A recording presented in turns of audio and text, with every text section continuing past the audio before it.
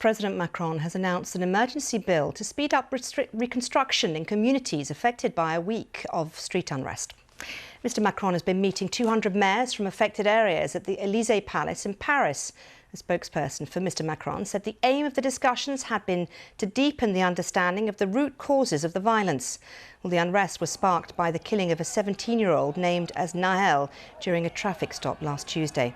The last two nights saw fewer arrests than the days immediately following the incident, but thousands of police officers are still deployed across the country.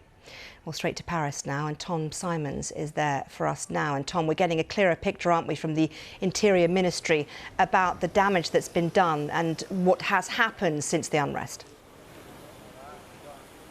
Yeah, quite a lot of movement today. Responses from the French government about this last week of unrest and damage on the streets. Just take a look at these figures. 3,500 arrests, 800 police injuries, 269 police stations attacked, 12,000 bin fires set alight on the streets, and 1,100 buildings damaged. So very serious unrest here.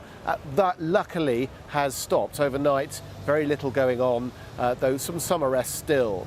And we also have, in the last hour or two, something from Emmanuel Macron, the French president, a new emergency bill offered to the mayors of towns affected by the riots of the last week to speed up construction or reconstruction of buildings, street furniture and transport, and also for repairs to roads, municipal establishments and schools.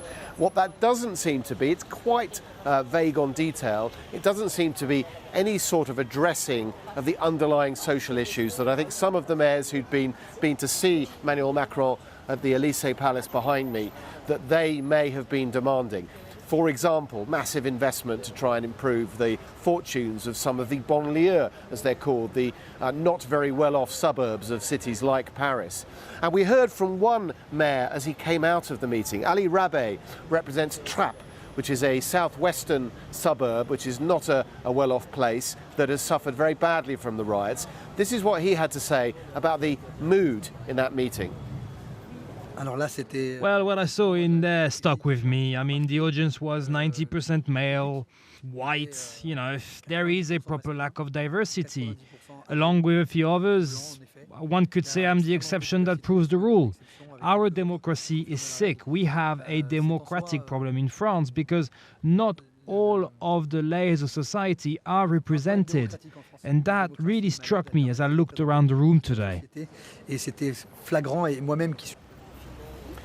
And just watching the mayors go in, it was very hard to see any mayors of colour going into that meeting, and actually not as many women as you might expect for the population as a whole.